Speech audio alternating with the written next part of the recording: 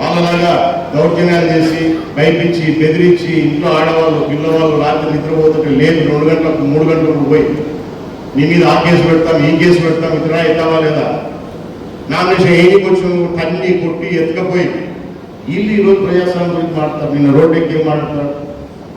2 ఏళ్ల పరిపాలనలో చంద్రబాబు ఏమీ చేయలేదు.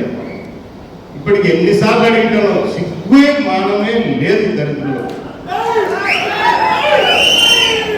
నీ ఒక్క వైఎస్ఆర్ కాంగ్రెస్ పార్టీలో సంబంధించిన నీ కార్యకర్త ఎవడన్నా రోడ్డు ఎక్కి నాకు తల్లికి వందనం పడలేదని చెప్పినాడా? లేదా రైతు భరోసా పడలేదని ఎవడన్నా చెప్పినాడా? లేదు మా ఆడవాళ్ళు బస్సులో ఫ్రీగా ప్రయాణం చేయడం లేదని ఆడవాళ్ళు చెప్పినాడా? ఏమీ లేదు. అన్ని బ్రహ్మాండంగా అందరికీ కూర్చున్నాయి. ప్రజలందరినీ మనం సమానంగానే చూసుకుంటున్నాం. కానీ వీళ్ళ ఉనికి కాపాడుకోవడానికి అప్పుడప్పుడు నియోజకవర్గాలకు రావడం, ఏదో ఒకటి కాంట్రవర్సీ చేసి మాట్లాడడం, ఇష్టానుసారం మాట్లాడేస్తే diversion of politics, diversion of public mood. ప్రజలందరూ సంతోషంగా ఉన్నారు, బ్రహ్మాండంగా పనులు జరుగుతున్నాయి, అభివృద్ధి జరుగుతుంది, సంక్షేమం జరుగుతూ ఉంది. ఇంకా ఈ చేయాల్సిన పనులు ఉన్నాయి, కూడా చేస్తాము. కానీ వీళ్ళు మాత్రం ఏదో ఒక రకంగా వాళ్ళ ఉనికి అంటే మేము ఉండాము. అప్పుడప్పుడు వచ్చి నాయన వాళ్ళ వైఎస్ఆర్ కాంగ్రెస్ పార్టీ కార్యకర్తలు కూడా చెప్పండి, మీకు పరిచయాలు ఉంటే, లేదంటే మీడియా బాగా తీసి చూపించండి. ఇటువంటి దరిద్రం నమ్ముకుంటే పోతారా మీరు కూడా? వీళ్ళు పంగనామాలు పెట్టిపోతారు, అవసరానికి వచ్చి పని జరుపుకుంటారు మీతో. ఇప్పటికైనా మారండి దయచేసి. ఏదో గ్రామాలలో గ్రూపులు ఉంటాయి కాబట్టి ఆ గ్రూప్ అక్కడ ఉంది కాబట్టి ఈ గ్రూప్ ఇక్కడ ఉండాలని కావాలి, తప్పదు కదా అన్నట్టు కాదు. మంచి చెడు ఆలోచన చేయండి. మీరు కూడా ప్రభుత్వంలో ఉండినారు, ప్రభుత్వంలో లేకుంటే అది వేరే విషయం. మీరు 5 సంవత్సరాలు ప్రభుత్వంలో ఉన్నారు. మీ పార్టీ కార్యకర్తలు ఎంత విసిగిపోయారో మీ మీద మీకే తెలుసు. మీరెంత గ్రామాలలో విసిగారో తెలుసు. అందుకే మీరు కూడా మాకు ఓట్లు వేసినారు. లేకపోతే 164 సీట్లు ఎందుకు వస్తాయి? ఇంత మెజార్టీలు ఎందుకు వస్తాయి? ఆ బుద్ధి వాళ్ళకి రావడం లేదు మీ లీడర్లకు. ఇప్పటికే తెలుసుకోండి. ఈ నాయకులు రెచ్చగొడతారు, మాట్లాడతారు. మొన్న నేను సున్నిపేటలో ఏం మాట్లాడినా, ఒకసారి ఆ వైఎస్ఆర్ కాంగ్రెస్ పార్టీ వాళ్ళకు కూడా పంపించండి, నేను మాట్లాడలేదు. ఆయనే మాట్లాడాడు నాకంటే ముందు రోజు. అవి పంపండి. ఇష్టానుసారం నోటికి ఏమొస్తే నిజమా అబద్ధమా ఒక విమర్శ చేస్తున్నామంటే ఒక పద్ధతి ఉండాలి. ఇష్టం వచ్చేట్టు మాట్లాడుతున్నాడు, దానికి కౌంటర్ మాట్లాడు. గొడవలో ఆయనలే ఇక్కడ పోయారు రా స్వామి.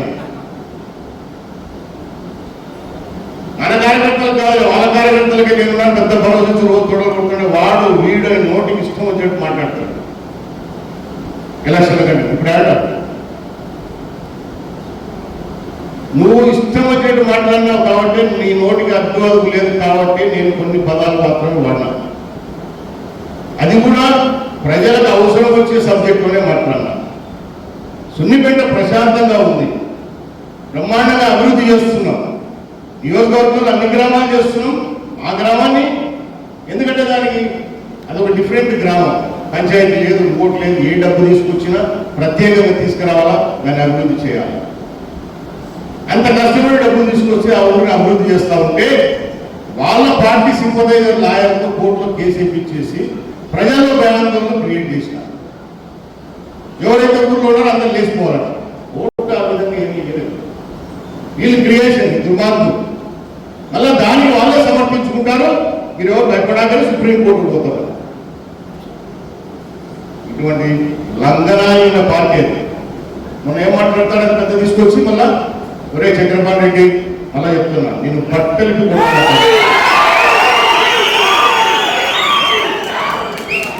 తెచ్చుకోరా ఏదో మనం చెప్తుంటే నాకెవరు లేరంట, ఎవరు లేరంట, ఎవరు ఇక్కడ వీళ్ళే కాదు ఊరూరులో ఇవన్నా మీ చిన్న పెద్ద ఇప్పుడు తిక్కనా నా కుటుంబం ఇదిరా.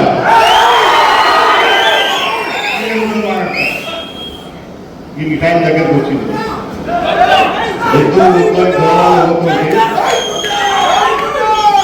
నువ్వు నీ కొడుకు నీ అన్నదమ్ములు నీ అన్నదమ్ముల పిల్లలు ఎంతమంది లెక్క పెట్టి చెప్పురా.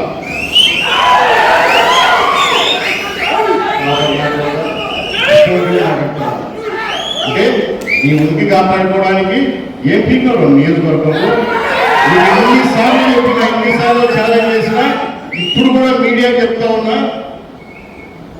నీకు దమ్ము ధైర్యం ఉంటే ఎన్ని మాటలు వద్దు, ఈ మాటలు ఏమవుతుందా నువ్వే చెప్పు డేటు, నువ్వే ఏ మీడియాని పెట్టుకుంటావు పెట్టుకో, అదే మీడియా కూర్చుందాం. నియోజకవర్గానికి నువ్వే చేసినావు చెప్పు, నేనే చేసినాను ప్రూఫ్తో సహా చూపిస్తాం. ఉండబోకి నా కూడా ఒక్క పని శాశ్వతంగా గడిచిన 5 సంవత్సరాలలో శ్రీశైలం నియోజకవర్గం ప్రజలు నన్ను ఎన్నుకున్నందుకు నేను ఇది శాశ్వతంగా చేసి పెట్టాను చూపించిన ఉండబోకి మాట్లాడితే సచివాలయాలు మోడీగా కట్టేది ఇది అన్ని నియోజకవర్గాలు కట్టారు, ఇది కేంద్ర ప్రభుత్వం చేసి భారతదేశం అంతా కట్టారు. సచివాలయాలు కట్టారు, సచివాలయాలు కట్టింది కనపడలేదు, నాకేది కనిపించింది. మన అన్ని గ్రామాల్లో కనిపిస్తాయి, అది కూడా ఎక్కడో ఈ సచివాలయాలు తెలుసు, సగం ఉంటాయి కొన్ని, అవునా? నీ ఆర్బీకేలు ఎక్కడో తెలుసు, నువ్వు కట్టే గోడౌన్లు ఎక్కడో తెలుసు. ఒక బస్తా వేసి నాకు గడి నువ్వు కట్టే గోడౌన్లు కొడతా నువ్వు నీ ఇంటికి వచ్చి కొడతా నేను బట్టలు కొత్త ఉన్నా ఈ కుటుంబంతో తెచ్చుకోరా వస్తాను రాడు అసలు ఇంటికాడికి వస్తాను రాడు చూసుకోకుండా నువ్వు చెప్పిన అవసరం మన పేర్లు నా కొడుకున్నాడు, అన్న కొడుకున్నాడు, పెద్ద ఆయన కొడుకున్నాడు, చిన్న ఆయన కొడుకున్నాడు, అందరం తెలుసుకొని వండుకుంటూ వస్తాం. జ్ఞానం చేస్తే చిన్న కొడుకు డబ్బులు ఉన్నాయి అహంకారమా ఏమనుకుంటున్నావురా? వీళ్ళకి లంగరాపులు అనుకుంటున్నావు.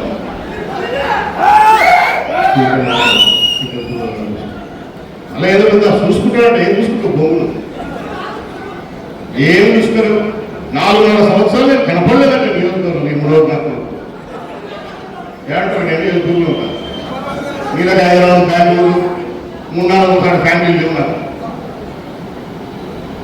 4 సంవత్సరాలు కనపడలేదంట నియోజకవర్గం పెట్టి పారిపోయారంట. చేస్తారా కూడా మీరు వయసు చెప్పాడా నా కొడుకు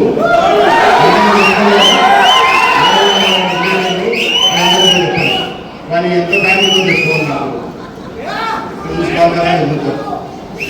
గౌరవం మర్యాద రాజకీయాల్లో ఉన్నప్పుడు నేను చేసిన ధైర్యంగా చెప్పుకుంటే ధైర్యం లేని నా కొడుకు ఊపి కథ చెప్పడం, 4 మాటలు మాట్లాడటం, ఇష్టం నోరు ఉంది కదా అని చెప్పేసి ఇష్టం వచ్చేట్టు మాట్లాడటం, ఒకటి తిక్కరాకుంటున్నాను చూసుకుంటుండేకి మాట్లాడితే అలా బ్రహ్మావతం 3వ అదే నీకు శాతం నీకు ఏం శాతం మాకు చుండిపెట్టిన వల్ల ఆయన చేసేది ఏం చెప్తాడు, బ్రహ్మాస్త్రం చేస్తాడు. ఎవరు బ్రహ్మాస్త్రం? జగన్మోహన్ రెడ్డి 14 గంటలకు తిరిగినాడు ముఖ్యమంత్రి ఉండగా, ఆయన బ్రహ్మాస్త్రం.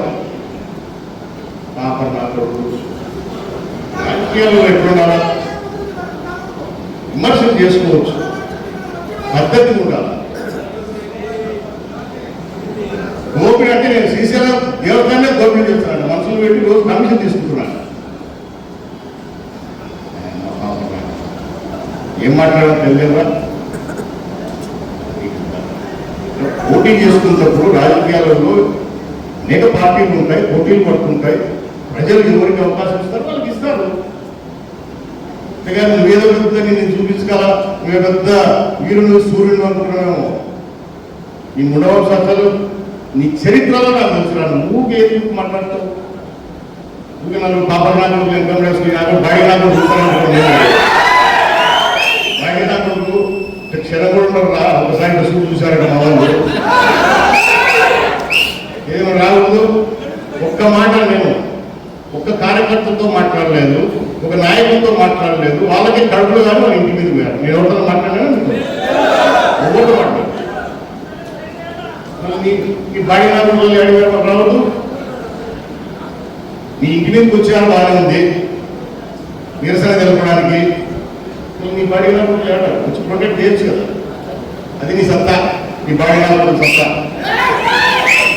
తెలుగుదేశం పార్టీలతో పెట్టుకాకు, గుడ్డాలతో అసలు పెట్టుకాకు. నా చరిత్ర కూడా తెలుసు, అయినా పువ్వు బాగా ఎక్కినట్టుంది, ఇలా దిగినట్లేదు నీకు. తీసుతో కొడక తీసుకొచ్చుకోవాలి.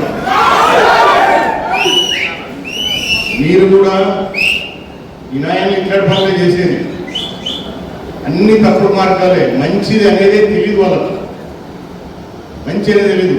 కొంతమంది ఏంటంటే తిక్కులు పాపం ఓట్లు వేస్తున్నారు కాబట్టి వీళ్ళ శాస్త్రం తెలక నీ ఓటు వద్దుకోవాలని కూడా వేస్తారు కొంతమంది.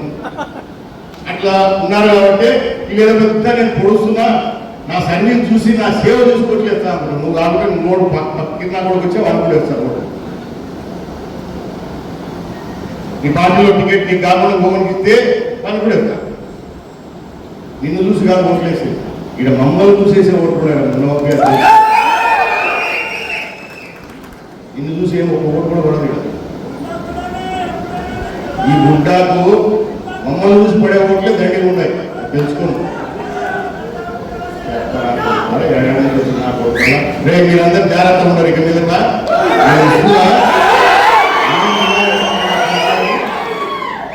మంచిది నాకు వద్దులే వద్దులే వద్దులే అనుకుంటా ఉన్నా నేను. మీరు తప్పు చేయాలి, తప్పు దొరుకుతాం అంతా ఈసారి నాకు దానికి నేను తెలుగుదేశం అంటే ఉత్సవాడాలి నా కొడుకు ఇప్పుడు నుంచి. ఇంకా గుద్దలు వెళ్ళిపోయిందా, కార్యకర్తలు పెట్టుకుంటున్నాయి కుట్టాలి నా కొడుకు కథ. మన నియోజకవర్గం చెప్పలేక వాళ్ళకి తెలుసు మన కథ. వాడు వేస్తాను వాడు తీసుకొచ్చుకుంటాడు కదా, ఆయన చాలా పెద్ద కుటుంబం.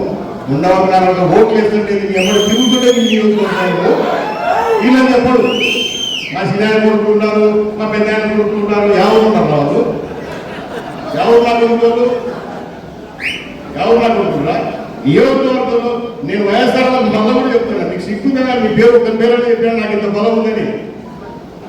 దయచేసి అలాగే అర్థం చేసుకోరు మీరు. వైఎస్ఆర్ కాంగ్రెస్ పార్టీలో ఉండే కార్యకర్తలు వాళ్ళ పేరు చెప్పాలా, నాకు ఇంత బలం ఉందని వాళ్ళని చెప్పాలా. మా స్నేహాన్ని కొడుకున్నాడు, మా పెద్ద కొడుకున్నాడు, ఇస్తారు ఇక్కడికి వచ్చి ఏం ఇస్తారు తెలుసుకొచ్చుకోరా. సరే వాళ్ళ కథ చూద్దాం కానీ కథ చూద్దాము. చాలా ఎక్కువైపోయింది దాంట్లో. కానీ మర్యాదగా గౌరవం ఏదోలే ఎందుకులే ఎందుకులే ఎందుకులే అనుకుంటామంటే మనం చాలా పెరిగేటువంటి మనకి మధ్య మళ్ళీ అడ్డాలు సంపాదించండి మనం వ్యాపారాలు చేసుకున్నాడు పోయి మళ్ళీ పూర్వ తెలంగాణ కొడుకుంటాం. మీరు పోయి చెప్పాలా, మీరు పోయి చెప్పాలా. కొడుకు పెద్ద ఆయన కొడుకు అందరూ తెలుసుకోవాలి. నా కొడుకు వస్తా, నా ఇంటికి వస్తా. లేదా ఇవన్నీ ఏమవుతా అనుకుంటున్నావా,